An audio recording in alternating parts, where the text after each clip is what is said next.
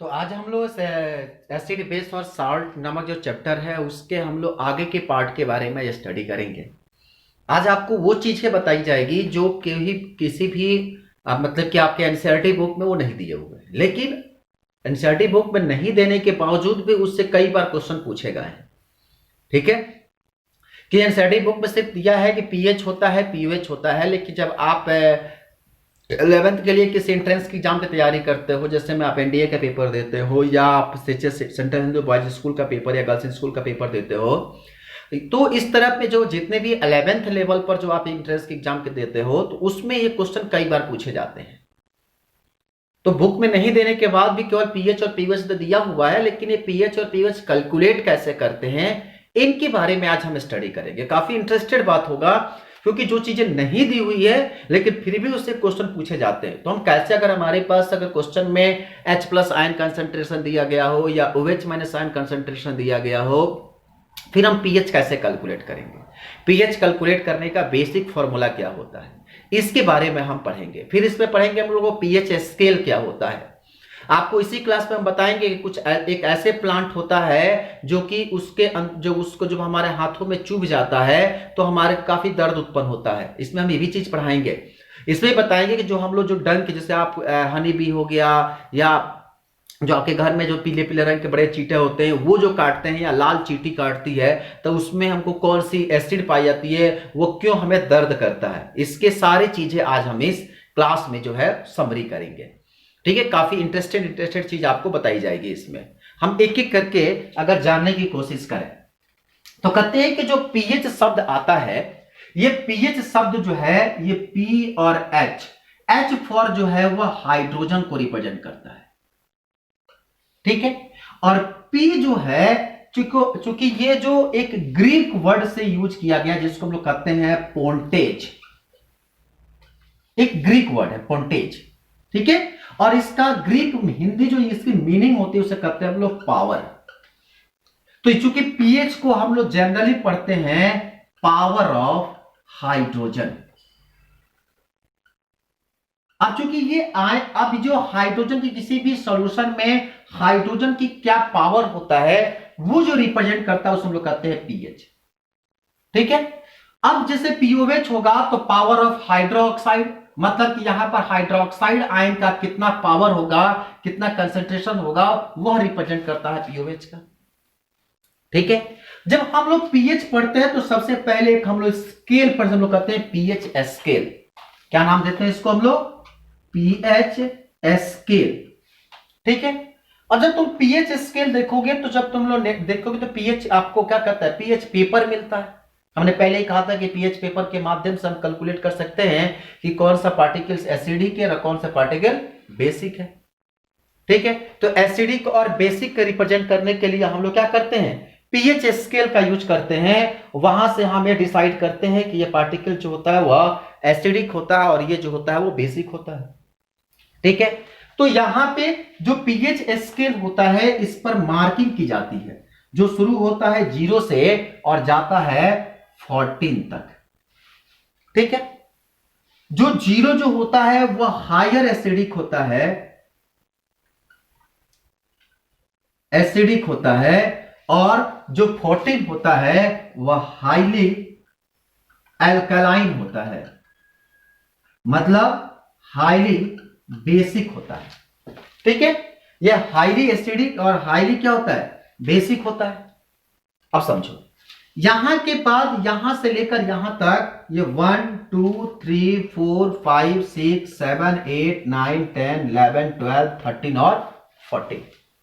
ठीक है, तो मतलब कि ये जो आप पढ़ते हो 0 1 2 3 4 5 6 7 8 9 10 11 12 13 और 14, इसी को जब हम लोग रिप्रेजेंट करते हैं तो इसको रिप्रेजेंट करने का एक और तरीका होता है जो कि पावर के रूप में, यानी कि 10 to the power 0, 10 to the power -1, 10 to the power -2, -3, -4, -5, -6, -7, -8, -9, -10, -11, -12, 10 to power -13 और 10 to the power -14, ये कंसेप्ट होता है। ठीक है, अब समझो, जो 7 होता है ये आपके पास उदासीन होता है, मतलब न्यूट्रल होता है। ठीक है, इधर से जब यहां आगे की तरफ बढ़ते हैं तो बेसिक प्रॉपर्टी जो होती है वह इंक्रीज करती है। ये जो ऊपर दिख रहा है एरो, इंक्रीज करती है, मतलब कि जब आप इधर से इधर आते हैं तो बेसिक कैरेक्टर जो होता है वह क्या करेगा, डिक्रीज करेगा। मतलब कि जब आप इधर से इधर जाते हैं तो क्षारीयता जो है वह बढ़ता है, और जब आप इधर से इधर आते हैं तो क्षारीयता जो है वह क्या करता है, घटता है। उसी तरह से यहां पे है, जब इधर से इधर जाते हैं तो एसिडिक प्रॉपर्टी जो होती है, एसिडिक नेचर जो होती है वह घटती है, मतलब अम्लीयता जो है वह घटता है। ठीक है, और जब आप इधर से इधर आते हैं तो अम्लीयता जो है वह बढ़ता है, मतलब कि एसिडिक नेचर जो होता है, एसिडिक नेचर, एसिडिक प्रॉपर्टी जो है वह क्या करता है, इंक्रीज करता है। ठीक है, तो आप ये पीएच स्केल का बेसिक पैमाना होता है। 0 जो होता है हाईली एसिडिक और 14 जो होता है वह हाईली बेसिक होता है। ठीक, अब सबसे इंटरेस्टेड बात ये तो हो गया पीएच स्केल का, मतलब कि जब जैसे जैसे आप इधर की तरफ बढ़ते हो तो ऐसी स्थिति में आप -7 की वैल्यू क्या होता है, क्योंकि -1 -2, -1 जो है बड़ा है -2 से, तनिक इधर से आने के बाद H प्लस आयन की जो कंसंट्रेशन होती है वह इंक्रीज करती है, और इधर जाने के बाद OH माइनस आयन की कंसंट्रेशन क्या करती है। तो ऐसे कंडीशन में जब हमारे पास बढ़ेंगे, अब जरा समझो, तो जैसे ही हमारे पास ये H प्लस और OH माइनस आयन की कंसंट्रेशन आती है तो बड़ा दिमाग में क्वेश्चन आता है, ये H प्लस और OH प्लस क्या है। ठीक है, तो हम लोग क्या करते हैं कि इसी को हम आगे तरफ क्या कैलकुलेट करने की कोशिश करते हैं। आप इसे क्या करना, पहले बना लेना। ठीक, इसे क्या कर लेना, बना लेना। अब देखो यहां पे जो सबसे वैल्यू कितनी, मैक्सिमम कितनी दे गई है, -40। ठीक है, तो जो हमारे पास ये एक तरफ है H प्लस आयन, और भाई जब एसिड को हम लोग क्या कहते हैं, H प्लस आयन, और बेस को क्या करते हैं हम लोग, OH माइनस आयन। ठीक है, और उसकी मैक्सिमम वैल्यू कितनी है, 10⁻⁻14 है, मतलब कि जो वैल्यू हमको मिला H प्लस आयन और OH माइनस आयन की वैल्यू कितना है, 10⁻⁻14, मैक्सिमम वैल्यू 10⁻⁻14 है। ठीक है, आप एक काम करो, दोनों तरफ multiply by log E on both side, दोनों तरफ क्या करें, log E बेस से मल्टीप्लाई कर दें, तो क्या हो जाएगा, log E base H plus ion और log E base OH minus ion is equal to log E base 10⁻⁻14। ठीक है, अब देखो जो log E बेस x होता है, जब इसे log E को 10 बेस में कन्वर्ट करना होता है तो 2.718 से मल्टीप्लाई करते हैं, तो ये बन जाता है log 10 बेस x। ठीक है, तो जब E बेस को 10 बेस में कन्वर्ट करेंगे तो इसको लिखेंगे 2.718 log 10 base h plus ion, 2.718 log 10 base OH minus ion, 2.718 into log 10 base कितना, 10 इंटू 10⁻⁻4। ठीक है, अब हम चूंकि सब में 2.718 है, इसका अगर यहां से कॉमन कर लें तो log 10 base H plus ion log 10 base OH minus ion is equal to 2.718 log 10 base 10⁻⁻4। तो दोनों तरफ है तो क्या कर दे, काट दे। ठीक है, तो हमको मिल गया log 10 base H plus ion log 10 base OH minus ion is equal to log 10 base 10⁻⁻4। ठीक है, अब समझो। इसके बाद क्या करते हैं कि हम जो डाटा हमको मिला, अब इसमें हम दोनों तरफ क्या करते हैं, माइनस से मल्टीप्लाई करते हैं। तो क्या लिखेंगे, मल्टीप्लाई, या आप यहां ही लिख सकते हो multiply by minus on both side.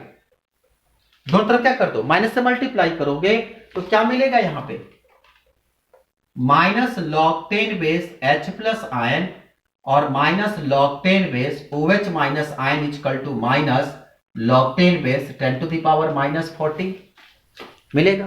अब यहां पे आपको कुछ फॉर्मूला याद रखना है, जो लॉग का बेसिक फॉर्मूला होता है।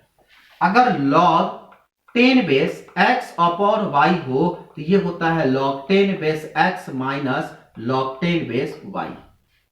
ठीक है, log 10 base x into y हो, ध्यान रखना मल्टीप्लाई में, तो ये होता है log 10 base x plus log 10 base y, और यहीं पर log 10 x के पावर में y हो तो ये होता है y log 10 बेस x, ये पावर वाला आगे आ जाता है।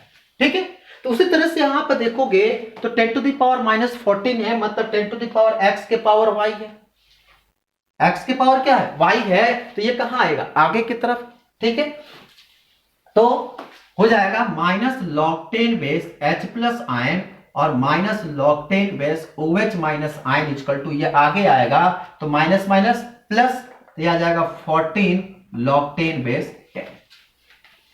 ठीक, अब यहां पर आपको कुछ डाटा और याद रखना है, जैसे में log 10 बेस 0 की वैल्यू 1 होती है, सॉरी log 10 बेस 0 की वैल्यू 0 होती है। ठीक है, log 10 बेस 2 की वैल्यू 0.3010 होता है, 0.3010 होता है। ठीक है, उसी तरह से आपको कम से कम 2-3 डाटा तो हमेशा याद रखना होगा, जो होगा कि अगर log 2 बेस log 3 बेस का डाटा आपको हमेशा याद रखना होगा। ठीक है, जैसे में log 10 बेस 2 हो गया, अगर log 10 बेस 3 की वैल्यू निकालना हो तो 0. इसका वैल्यू होता है 4771। ठीक है, log 10 बेस 4 की मान आप खुद कैलकुलेट करेंगे, फॉर्मूला आपको बता देंगे। ठीक है, आप निकालेंगे तो इसका वैल्यू आता है 0.6020। ठीक, आप डाटा लिख लेना 0.6020। ठीक, log 10 बेस 5, तो कहते हैं कि log 10 बेस जो 5 होता है उसकी वैल्यू आता है 0.698।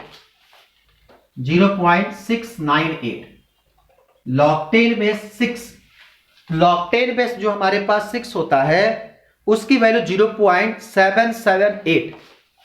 0.778, उस तरह से log 10 बेस 7, log 10 बेस जो हमारे पास 7 होता है उसकी वैल्यू होता है 0.845। ठीक है, और जो log 10 बेस 8 होता है, log 10 बेस 8 जो होता है उसकी वैल्यू होता है 0.093, 903। ठीक है, और उसी तरह से log 10 बेस 9 की वैल्यू आती है करीब करीब आपका आता है, इसमें आप 2 से मल्टीप्लाई करो तो 0.954। ठीक है, 0.954, और log 10 बेस 10 की वैल्यू होती है 1। तो आप इसको याद रखेंगे कि log 10 बेस 2 की वैल्यू log 3, 4, 5, 6, 7, 8, 9, 10। ठीक है, अगर नहीं दिख रहा तो बोले ही है, आप उसको लिख लीजिएगा। ठीक है, तो यहां पे देखो log 10 बेस 10 की वैल्यू कितनी होती है, 1, तो यहां लिख सकते हैं minus log 10 base H plus ion और minus log 10 base OH minus ion is equal to 14, और log 10 बेस 10 की वैल्यू कितना, 1, तो मल्टीप्लाई किया तो 1 हो गया। अब देखो, तो यहां से हमको निकल गया log 10 base H plus ion और log 10 base OH minus ion is equal to 14। ये एक हमारे पास फॉर्मूला आ गया। और आपको बताएं, जो log minus log 10 H plus ion जो होता है ये कहलाता है pH। क्या कहलाता है? pH। और माइनस log 10 बेस OH जो होता है वो कहलाता है pOH। तो ये माइनस log 10 बेस, तो ये कहलाया pOH और इक्वल टू 14। तो यहां से एक फॉर्मूला निकल कर आता है कि pH plus pOH equal to क्या? 14। आई बात समझ में? तो क्या होता है pH और क्या होता है pOH? तो आप इसको हमेशा याद रखेंगे कि pH प्लस pOH जो होता है वो किसके बराबर होता है? 14 के बराबर होता है। तो जब आपके पास pH दे देगा तो पूछेगा pOH निकालने के, तो क्या करेंगे? अगर आपको मान लीजिए कि pH दे दिए और pOH निकालना हो तो क्या करेंगे? 14 माइनस pH कर देंगे तो pOH निकल जाएगा। अगर आप pOH दिया हुआ हो, pH निकालना हो तो क्या करेंगे? 14 माइनस pOH कर देंगे तो pH निकल जाएगा। ठीक है? तो इस तरह से आप pH और pOH कैसे कैलकुलेट करते हैं ये डाटा हमको निकाल के देता है। अब समझो कहानी।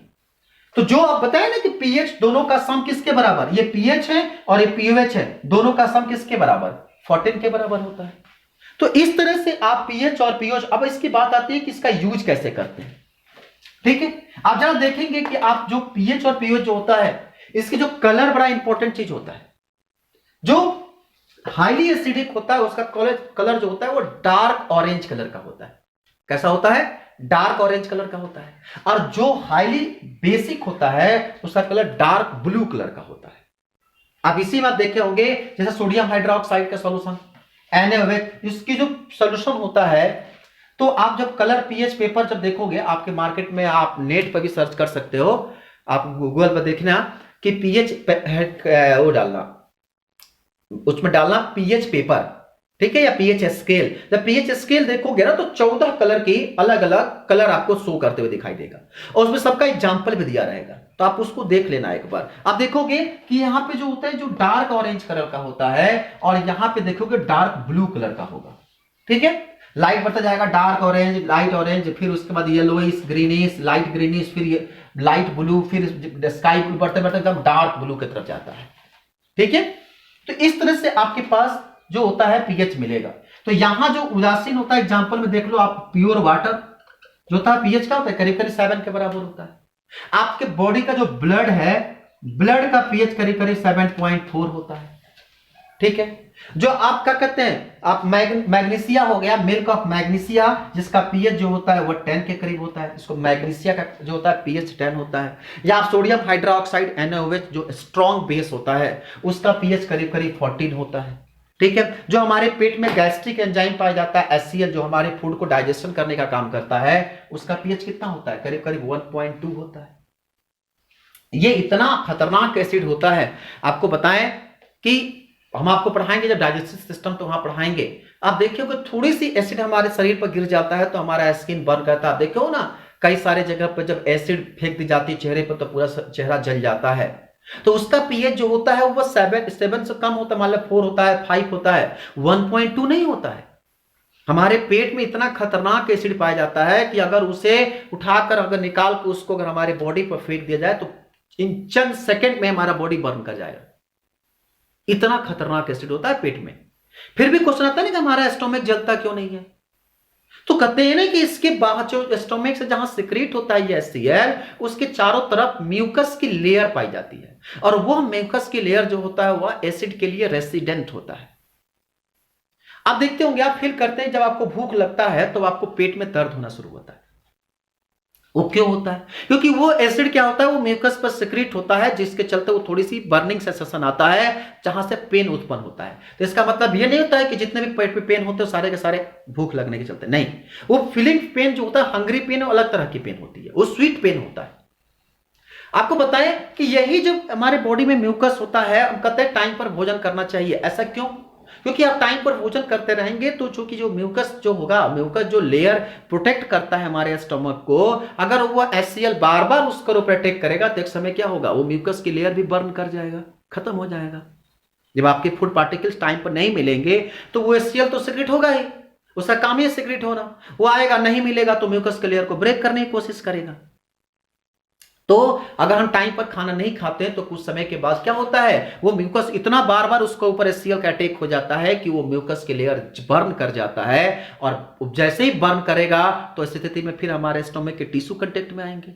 और आपको पता ही है कि टिश्यू ये इतना खतरनाक एसिड होता है कि टिश्यू के कांटेक्ट में आते ही टिश्यू क्या करेगा, वहां पे बर्न कर जाता है, जल जाता है, जिससे चलते घाव बन जाता है, और यही घाव आगे चलकर पेप्टिक अल्सर के नाम से जाना जाता है। तो पेप्टिक अल्सर हम आपको पढ़ाएंगे, डाइजेस्टिव सिस्टम में वहां आपको सीखना है पेप्टिक अल्सर किसे कहते हैं। तो पेप्टिक अल्सर का कंसेप्ट यहीं से आता है, गैस्ट्रिक जूस से ही खतरनाक एसिड होता है इसलिए। तो इस तरह से आपके पास जो होगा, आप जो है पीएच और पीओएच को आसानी से क्या कर लेंगे, कैलकुलेट कर लेंगे। मतलब कि जो भी हमारे पास, अगर मान लीजिए कि आपका कोई डाटा दे दिया जाए या क्वेश्चन दिया जाए, मान लीजिए एक क्वेश्चन लिख लीजिए आप, अगर दिया जाए क्वेश्चन एग्जाम में कि मान लीजिए कि अगर एक तरह का हम एक छोटा सा न्यूमेरिकल कराते हैं, मान लीजिए एक HCl है, और या कह दिया जाए कि इन द ह्यूमन बॉडी या in the organism having the acid which have H plus ion concentration is 4 into या 4 into 10 to the power minus 5. The concentration of in the given solution, question होगा कि in the given solution having H plus ion concentration is 10 to the power minus 5, then calculate the pH and pOH of the solution. अगर दिए गए विलयन में कोई अम्लीय विलयन है, अगर दिए गए अम्लीय विलयन में अगर H प्लस आयन की सांद्रता 4 into 10 to the power minus 5 है, तो उस विलयन का pH और pOH का मान क्या होगा। ठीक है, तो कैसे कैलकुलेट करेंगे, इसको कैलकुलेट करने के लिए आप H प्लस आयन, आपको पता है कि pH इक्वल टू होता है minus log 10 base H plus ion. ठीक है, तो क्या होगा, pH equal to minus log 10 base H plus ion, तो आप रखेंगे minus log 10 base H plus ion का वैल्यू रखेंगे 4 into 10 to the power minus 5। ठीक है, आपको पता है कि log 10 बेस x के पावर y होता है, या पहले सीखिए x इंटू y होता है, तो ये होता है log 10 base x plus log 10 base y। ठीक है, और एक फॉर्मूला होता है log 10 बेस x के पावर अगर y हो तो ये होता है y log 10 बेस x। तो यहां इनटू में है तो क्या लिखेंगे, माइनस log 10 बेस 4 और plus log 10 base, plus minus क्यों, क्योंकि माइनस में ऑलरेडी लगा हुआ है, तो 10 टू द पावर माइनस 5। ठीक है, अब इसके बाद माइनस log 10 बेस 4 को लिख सकते हैं 2 का स्क्वायर, और minus log 10 base 10 to the power minus 5। अब समझो, अब यहां x के पावर y हो तो y आएगा बाहर, तो यहां पे क्या लिख सकते हैं इसको, माइनस, और ये आएगा कहां 2, तो माइनस 2 log 10 बेस 2, और यहां आएगा तो minus minus plus 5 log 10 base 10। ठीक है, अब log 10 बेस 2 की वैल्यू पता है 0.3010, तो यहां से क्या हो जाएगा माइनस 2 इंटू 0.3010 और प्लस 5 और इंटू कितना 1, log 10 बेस 10 की वैल्यू 1, तो यहां से कितना हो जाएगा माइनस 0.6020 और प्लस कितना 5, तो यहां से कितना आ जाएगा, माइनस करेंगे तो 0 पॉइंट, यहां 0, यहां से 8, यहां पे 9, और यहां पे कितना, यहां घटेगा 0 0, यहां पर आ गया 8, यहां पर आ गया 9, यहां पर आएगा 5, और ये कितना हो जाएगा 4, तो 0.5 4.5980, आप इसको माइनस कर लेना। ठीक है, तो जैसे माइनस करोगे तो यहां पे कितना आ जाएगा 0.8959, आप माइनस कर लो ना, 5 में से क्या करो 0.6020 माइनस करो 0, यहां से 10 में से 2 गया 8, ठीक है, 9 हो गया यहां पे, और यहां पे 5, यहां 4। ठीक है, अब देखो जो हमको डाटा ये मिल गया, हमको क्या हुआ, ये है आपका पीएच।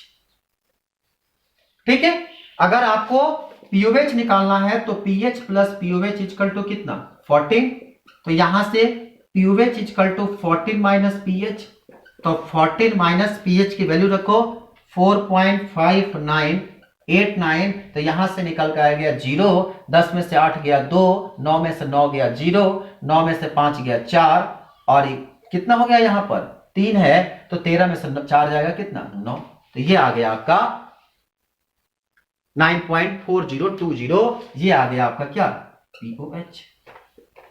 तो आप इस तरह से कोई भी क्वेश्चन दे, आप यहां से पीएच और पीओएच आसानी से क्या कर सकते हैं, कैलकुलेट कर सकते हैं। ठीक है, उम्मीद करते हैं कि आपको आसानी से कैलकुलेट करने में कोई दिक्कत नहीं होगा। आपको अब हम बताते हैं इसमें कहानी। कहते हैं कि जितने भी हमारे पास एनिमल्स होते हैं या प्लांट होते हैं, हर किसी का एक लिमिट रेंज तक एसिडिक प्रॉपर्टी शो करने की टेंडेंसी होती है, मतलब सॉरी, आप एसिड को बर्दाश्त करने की कैपेसिटी होती है। ठीक है, आपको बताएं कि हमारे जो एटमॉस्फेयर में होते हैं, अब देखो, अगर आप एटमॉस्फेयर की बात करोगे, जब आप वहां पढ़ाएंगे क्या कहते हैं एनिमल रिसोर्सेस के बारे में, जहां हम इकोसिस्टम पढ़ाएंगे वहां पर आपको साइकिल सिखाएंगे। ठीक है, वहां एक टर्म आपको सिखाएंगे जिसका नाम होगा एसिड रेन। ये कंसेप्ट क्या होता है, एसिड रेन का कंसेप्ट क्या है? तो कहते हैं कि जो हमारे एटमॉस्फेयर में मॉलिक्यूल्स होते हैं, क्योंकि एटमॉस्फेयर में अमोनिया पाया जाता है, सल्फेट सल्फर आयन पाया जाता है, तो कहते हैं कि जब अमोनिया जो होता है, जो चूंकि वो नाइट्रस एसिड के रूप में पाया जाता है, अमोनिया जो कन्वर्ट होता है किसमें, नाइट्रस एसिड में, और नाइट्रस एसिड कन्वर्ट होता है नाइट्रिक एसिड में। ठीक है, और जब ये एटमॉस्फेयर के क्या कहते हैं H2O के संपर्क में आता है, तो यहां से बना लेता है ये नाइट्रिक एसिड HNO3। ठीक है, अब जो ये HNO3 बनाता है, जब ये बारिश होती है, अब ये सारा काम किस में होता है, एटमॉस्फेयर में होता है, और जब ये एटमॉस्फेयर में होता है, तो ऐसी स्थिति में जब यहां से बादल बारिश के रूप में आते हैं, तो चूंकि एटमॉस्फेयर में ही जो ये HNO3 पाया जाता है, और इसी के जो भाप से ये कुछ नाइट्रिक एसिड बना, तो जो बारिश की बूंदे साथ में आएगा, तो एसिड भी साथ में आएगा, और आके क्या करेगा, सरफेस पर जमीन पर टकराएगा, और यही बारिश को आगे चलकर हम लोग कहते हैं एसिड रेन। इजरले तो है नाइट्रिक एसिड हो। ठीक है, यहां पे H2SO4 भी होता है, जो हमारे पास सल्फर होता है, वह ऑक्सीजन के साथ मिलकर सल्फर डाइऑक्साइड बनाता है। ये जब क्या कहते हैं H2O के साथ मिलता है, तो ये HSO4 बनाता है। ठीक है, या सल्फोनिक एसिड HSO3 बनाता है। जब ये पुनः H2O के साथ और भी ज्यादा मात्रा में मिलता है, तो ये बनाता है H2SO4, और ये जब बारिश की बूंदों के साथ नीचे आता है, तो ये भी क्या कहलाता है, एसिड रेन का कंसेप्ट लेकर आता है। तो ये जितने भी होते हैं, ये क्या करते हैं, आकर हमारे सरफेस पर नुकसान पहुंचाते हैं। इसलिए तो कहते हैं कि बारिश के पहले, घर पे बोला जाता है, घर पे बुजुर्ग बोलते हैं क्या, कि कभी भी बारिश की पहली जो गर्मी में बारिश होती है, वो पहले बारिश में कभी नहीं नहाना चाहिए। क्यों? क्योंकि ये जो फर्स्ट टाइम जो बारिश होता है, तो उसमें अधिक मात्रा में ये एसिड रेन आने की संभावना होती है, और यही वजह होता है कि शरीर के दाने जब पड़ते हैं, तो उसमें दाने दाने आ जाते हैं। ठीक है, तो ये कंसेप्ट आप हमेशा याद रखेंगे। तो इस तरह से एसिड रेन की कंसेप्ट। आपको एक चीज और, आपको इंटरेस्टेड बात बताएं, ये क्वेश्चन आपके जीके में, आप अगर एसएससी बैंकिंग रेलवे की तैयारी कर रहे हैं, या आप यूपीएससी की तैयारी कर रहे हैं, वहां पर बड़े इंटरेस्टेड क्वेश्चन आता है। ठीक है, कि आप एसिड रेन के कंसेप्ट में ही आपको एक चीज और बताएं, आप एक प्लेनेट का नाम सुने होंगे जिसका नाम होता है शुक्र, इंग्लिश में बोलते हैं वेनस। ठीक है, तो वेनस जो होता है, वेनस पर जिस तरह से हमारे पास स्ट्रेटोस्फेयर, ओजोन लेयर, इस तरह की एक लेयर होती है, बादलों की एक लेयर होती है, उसी तरह से यहां पर H2SO4 की एक मोटी सी लेयर पाई जाती है। और आपको बता दें, ये जनरली जो एक मोटी लेयर, जो थिक लेयर होता है, वह व्हाइट या येलो कलर का होता है। ठीक है, कैसा होता है, व्हाइट या येलोइश कलर का होता है। और ये व्हाइट और येलोइस कलर की जो मोटी लेयर होती है, जरा खुद सोच के बताओ, अगर वीनस पर एक H2SO4 वो भी कंसंट्रेटेड H2SO4 की एक मोटी लेयर है, वहां पर कोई भी ऑर्गेनिज्म सर्वाइव कर पाएगा? हाईली एसिडिक होता है। आपको एक चीज और बताएं कि अगर हमारे बॉडी पे अगर आपको इस तरह से, ये इतना ही नहीं, प्लांट बॉडी को भी पीएच की जरूरत पड़ती है। हाईली पीएच अगर हो जाएगा तो ऐसे कहते हैं प्लांट की सर्वाइवल घट जाती है, नहीं सर्वाइव कर पाता है। आप चाहे, इसीलिए हमेशा मिट्टी की कहते हैं ना कि मिट्टी की उर्वरता को आप जांच करिए, उसकी कैपेसिटी क्या है, फर्टिलाइजेशन क्या है, कितना फर्टिलाइज कर सकता है, इसकी जांच कराई जाती है। पता है आपको जांच कैसे की जाती है?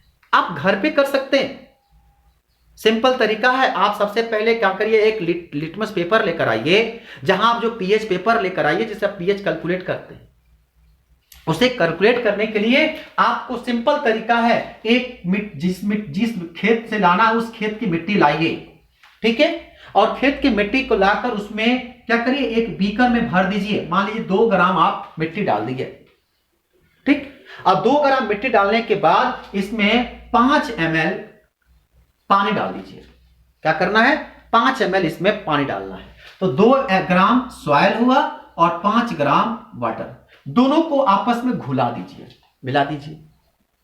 मिलाने के बाद क्या करिए कि इसे फिल्टर पेपर से छान लीजिए, ठीक है, ताकि जितने भी मिट्टी के कण जो है वो खत्म, मतलब कि मिट्टी वाली जो पानी है वो नीचे इकट्ठा हो जाए, ठीक है, समझ में आया? अब जब मिट्टी में इकट्ठा हो जाएगा, अब इसे क्या करिए कि जो आपके पास लिटमस पेपर है, जो न्यूट्रल लिटमस पेपर होता है, जो बिना किसी कलर, मतलब कि जो एसिड और बेसिक प्रॉपर्टी दोनों शो करता है, तो वो नीले लिटमस पेपर को लेकर आइए और उसमें क्या करिए, जो हमारे पास जो एकदम न्यूट्रल लिटमस पेपर होता है उसको क्या करिए, यहां पर ले आकर डालिए। और डालने के बाद इसका कलर देखिए, जो उदासीन लिटमस पेपर होता है, जो एसिडिक प्रॉपर्टी भी शो कर सकता है और बेसिक प्रॉपर्टी भी शो करता है, ठीक है, जो येलोइस कलर में आपको मिलेगा उसको ले आकर आप उस पर लगाइए और उसके बाद उसका कलर देखिए। जो कलर मिलेगा उसको आप पीएच स्केल का जो कलर है उससे मैच कराइए। जो आपको कलर मैच करेगा वो बताएगा कि इसका मिट्टी का पीएच कितना होता है, ठीक है। तो इस तरह से आप क्या कर सकते हैं, पीएच कैलकुलेट कर सकते हैं। तो सॉइल के लिए भी कई बार क्वेश्चन पूछता है, what is the pH soil is क्या कहते हैं, बैकयार्ड। तो यार ध्यान रखेंगे कि मिट्टी के लिए भी मिट्टी के लिए भी पीएच का कंसंट्रेशन काफी इंपॉर्टेंट है।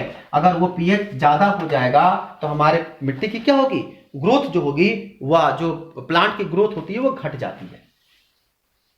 आपको एक चीज और बताएं, सबसे इंपॉर्टेंट चीज, हमारी बॉडी की जो डाइजेस्टिव सिस्टम होती है, ये भी जो होता है मेन इंपॉर्टेंट रोल करता है पीएच का।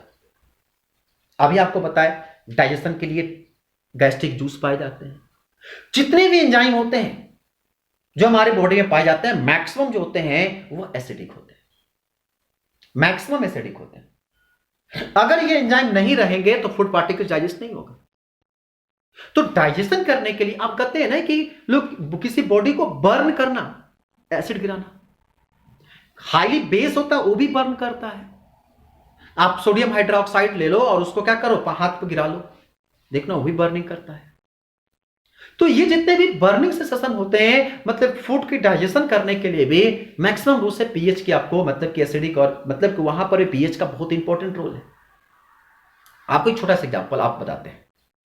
आप जो आपके बकल कैविटी में जब आप ब्रश सुबह सो के उठते हैं तो आप अपने जीभ से दांत के चारों तरफ फेरिएगा तो लगेगा कि इसमें कुछ जमा हुआ चीज है, ठीक है। या आप देखते हैं कि दांतें जो होती है वो पीले पड़ जाते हैं। आपको कोई पता है वो पीला क्या चीज क्या होता है? या आप देखेंगे, आपको एक और चीज बताते हैं, आप घर पे प्रैक्टिकल करना, जो आपके टीथ होता है, जब आप शीशे में देखेंगे तो टीथ के बैक साइड देखेंगे तो वहां पर कुछ येलोइस कलर की एक मोटी लेयर दिखाई देती है, ठीक है, या येलोइस या ब्लैकिश कलर का। या आप क्या करते हैं, आप एक और इंटरेस्टेड आपको बात बताते हैं कि आप उसको जब आप किसी नुकीले कील से जब आप उसको खुदाई करते हैं, इसको जब टच करते हैं तो उसमें से एक छोटा सा पत्थर टाइप का छोटा सा पार्ट निकलता है, जिससे दांत पर रखने पर उस दांत से दबाते हैं तो वो लगता है कि पत्थर टाइप का है, वो भले पिस जाता है पर हार्डेस्ट पार्ट होता है। वो क्या होता है? कभी सोचे हो क्या होता है? तो हम जो खाना, चूंकि जो टीथ होता है, वो टीथ जो होता है वो जनरली कैल्शियम और फास्फोरस का बना होता है, ठीक है। और आपको बताएं कि ये जो कैल्शियम की या फास्फोरस का बना होता है, जब इस पर एसिड अटैक करता है तो इसीलिए ये रिएक्शन कर बैठता है, और रिएक्शन करने के बाद मान लीजिए कि अगर यहां पर H2SO4 हुआ तो ये क्या करता है, इस कैल्शियम के साथ मिलकर CaSO4 बना लेता है, कैल्शियम सल्फेट बना लेता है।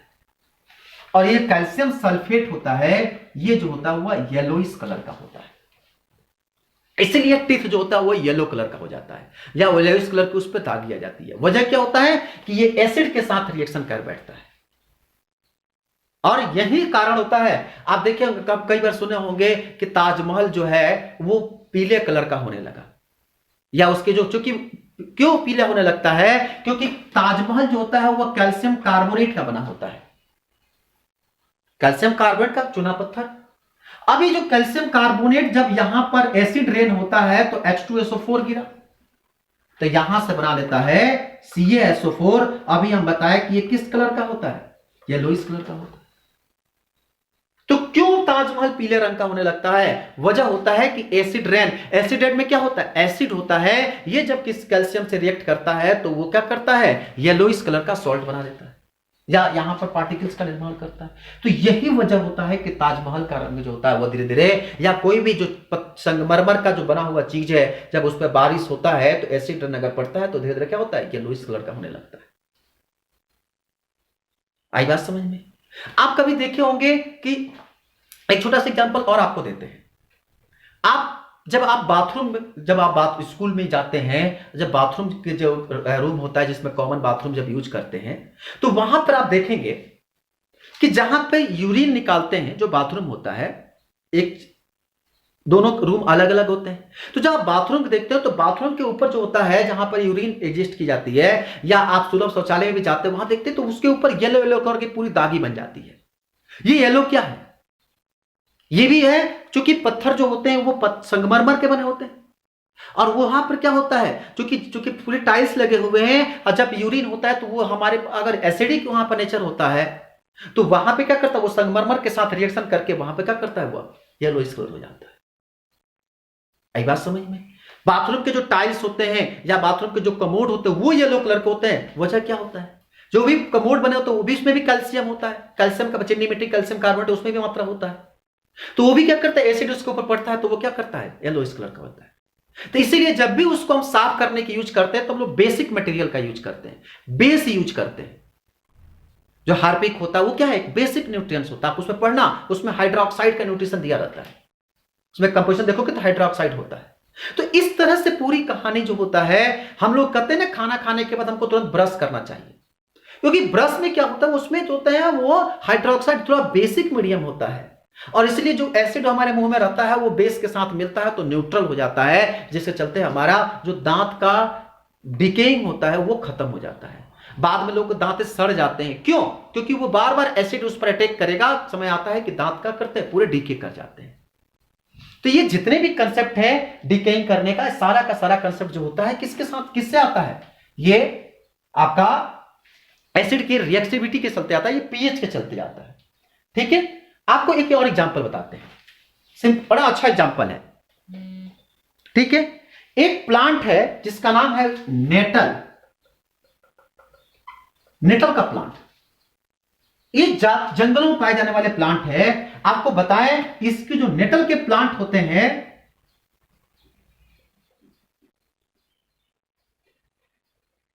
इसके जो लीफ होते हैं ऐसे कांटेदार होते हैं। ठीक है, कांटेदार होते हैं। आपको बताएं कि ये इतने नुकीले होते हैं जिससे कि जैसे ही आप इसके कांटेक्ट में आते हैं, इसके नुकीले पार्ट आपके हाथों में या बॉडी के जिस पार्ट को कांटेक्ट करता है उसमें टच कर जाता है, और टच करते ही इतना खतरनाक दर्द होता है, तगड़ा पेन होता है, जैसे में अगर लगता है कोई बिच्छू मार दिया या कोई हनी भी आपको डंक कर लिया, काफी खतरनाक दर्द होता है। ये दर्द क्यों होता है? क्योंकि इसके नेटल में जो होते हैं, इसके जो स्पाइन होते हैं, इसमें एक एसिड पाई जाती है, जिस एसिड को हम लोग कहते हैं मेथेनोइक एसिड। Methanoic acid. इसी मेथेनोइक एसिड का कॉमन नाम जो होता है उसको लोग कहते हैं फॉर्मिक एसिड। ठीक है, फॉर्मूला जो होता है HCOOH, फॉर्मिक एसिड पाई जाती है। ठीक है, और ये फॉर्मिक एसिड या मेथेनोइक एसिड पाए जाने के कारण, ये कई बार एग्जाम में पूछे भी जाते हैं, जब फॉर्मिक एसिड पाए जाने के चलते क्या करता है, वो पेन करने लगता है। अब बताएं इसका इलाज क्या है? इसी प्लांट के पास एक और प्लांट पाया जाता है, लोग कहते हैं डक प्लांट। डक का प्लांट पाया जाता है। ठीक है, और ये डक का प्लांट जो होता है वो बेसिक नेचर का होता है। तुरंत इस प्लांट को लेते हैं और इसको तोड़ते हैं, तोड़ के निचोड़ के उसके ऊपर गिरा देते हैं, जिससे चलते उसकी दर्द क्या हो जाती है, कम हो जाती है। तो इस तरह से आप, अगर आपको क्या करते हैं, डंक मारता है, अगर बिच्छू है डंक मारता है, वो भी जो है उसके अंदर भी क्या होती है, फॉर्मिक एसिड होता है।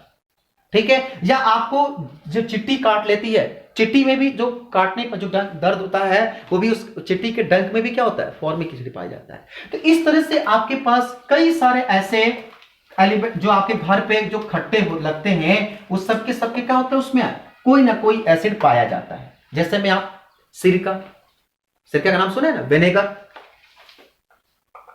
विनेगर सिरका बोलते हैं हिंदी में। इसमें पाया जाता है एसिटिक एसिड, इसको बोलते हैं हम लोग एथेनोइक एसिड। फॉर्मूला होता है CH3COOH। ठीक है, एथेनोइक एसिड, या इसका फॉर्मूला होता है CH3COOH। या आप खाते होंगे संतरा, ऑरेंज, इसमें पाया जाता है सिट्रिक एसिड। ठीक है, आंवला जो होता है उसमें भी सिट्रिक एसिड होता है। जितने खट्टे पदार्थ अधिकतर होते हैं वहां पर जो होता है सिट्रिक एसिड नॉर्मली पाए जाते हैं। ठीक है, आप होता है, आप नाम सुने होंगे इमली, टैमरिंड, इसको बोलते हैं इमली। इमली में जो होता है वह टैटेरिक एसिड पाया जाता है। ठीक है, टोमेटो, टमाटर, कच्चा टमाटर, ध्यान है पक्का नहीं, कच्चा टमाटर होता है, उसमें पाया जाता है ऑक्जेलिक एसिड। आप दूध, जनरल दूध नहीं, जब दूध फट जाता है, खट्टा हो जाता है, तब जब दूध जो हमारे पास खासकर, या आप दही की बात कर लो, दही जब खट्टा होने लगता है, जब आप दूध जो है सावर मिल्क, खासकर कर्ड, जब दही जो खट्टा लगता है, कर्ड CURD, इसमें पाया जाता है लैक्टिक एसिड। क्यों? क्योंकि यहां पर एक बैक्टीरिया ही पाया जाता है, इसका नाम होता है लैक्टोबैसिलस बैसिली, और उसी लैक्टोबैसिलस बैसिली के चलते इसका नाम रखा गया लैक्टिक एसिड। इसमें जो कि खट्टा होता है तो लैक्टिक एसिड पाए जाते हैं। आप नाम ले लो लेमन, इसमें पाया जाता है सिट्रिक एसिड। ठीक है, चिट्टी जो काटती है, जो डंक मारती है चिट्टियां, उसमें पाया जाता है, आपका अभी बताए थे नाम क्या था, मेथेनोइक एसिड, या इसी को हम लोग कहते हैं फॉर्मिक एसिड। ठीक है, या अभी हमने कहा नेटल सीट, जो नेटल का प्लांट था, उसमें जो नेटल सीटिंग था उसमें भी क्या पाया गया, मेथेनोइक एसिड, या इसे कहते हैं हम लोग फॉर्मिक एसिड। तो इस तरह से ये पूरा पीएच का इतना सारा इंपॉर्टेंस हमारे लाइफ में है।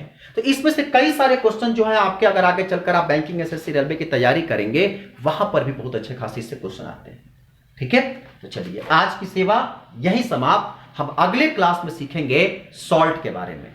ठीक है, एसिड बेस हम सीख गए, अब हम लोग सीखेंगे अगले क्लास में सॉल्ट के बारे में। ओके, अगर आपको किसी तरह की कोई दिक्कत होगा तो आप नीचे कमेंट बॉक्स में डाल देना, हम उसके बारे में एक्सप्लेन कर देंगे। Okay, thank you so much.